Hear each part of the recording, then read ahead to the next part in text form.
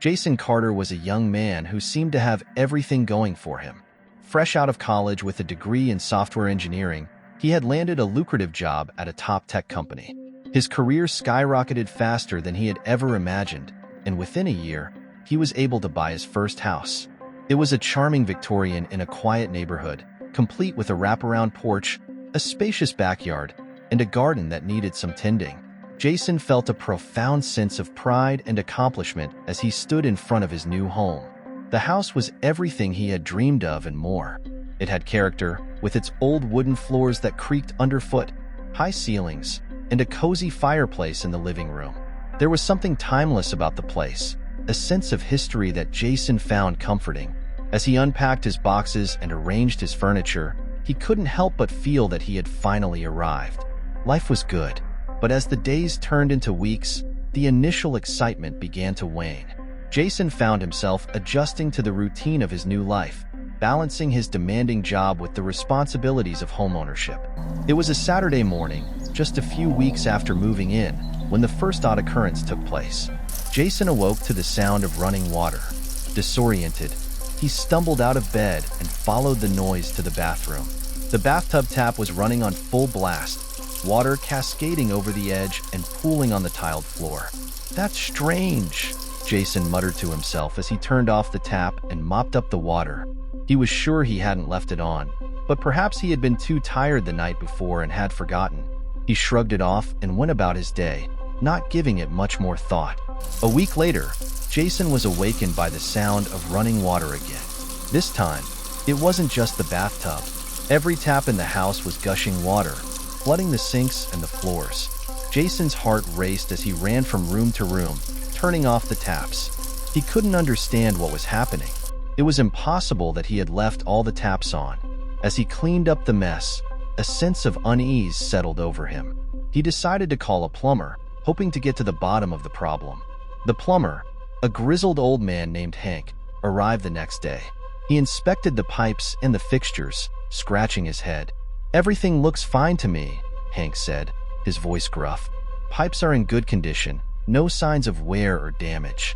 You sure you didn't leave the taps on yourself?" Jason shook his head. "I'm positive. There's something strange going on here." Hank shrugged. "Well, if you say so. But there's nothing wrong with the plumbing." Jason thanked him and paid him for his time. But the encounter did little to ease his growing anxiety.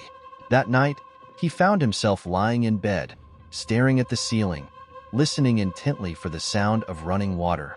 His mind raced with possibilities, none of them comforting. The next few days passed without incident, and Jason began to relax again, thinking that perhaps the strange occurrences had been a fluke. But one evening, as he was settling down with a book in the living room, he heard it again, the unmistakable sound of water running. His heart pounded in his chest as he followed the noise to the bathroom. The bathtub tap was on full blast once more. This time, he didn't just turn off the tap. He sat down on the edge of the tub, staring at the water swirling down the drain. There was something deeply unsettling about the whole situation. He decided to do some research on the house, hoping to find some explanation for the strange events. Jason spent hours online, digging through property records and old newspapers. Finally, he found something. An article from 2 years ago about the previous owner, a woman named Evelyn Thompson.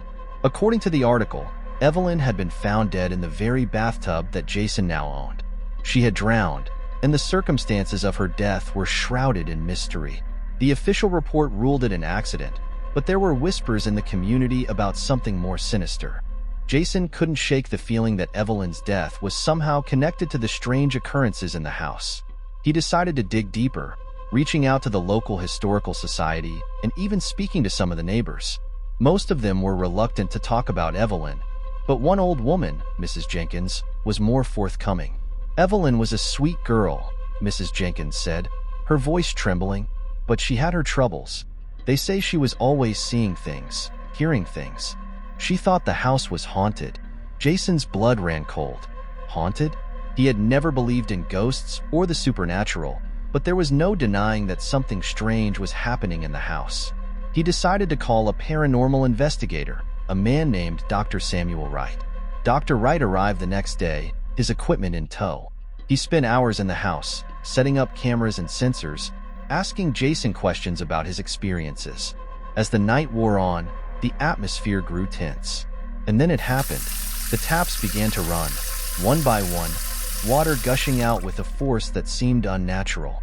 Dr. Wright's eyes widened as he watched the readings on his equipment. "There's definitely a presence here," he said, his voice low. "Something is trying to communicate." Dr. Wright conducted a seance that night, hoping to make contact with the spirit. Jason sat in the circle, his hands shaking, as Dr. Wright called out to the spirit. For a long moment, there was nothing but silence. Then, the temperature in the room dropped, and a faint whisper filled the air. "Help me," the voice said, barely audible. "I didn't mean to die." Jason's heart ached with sympathy and fear. "Evelyn," he whispered, "what happened to you?"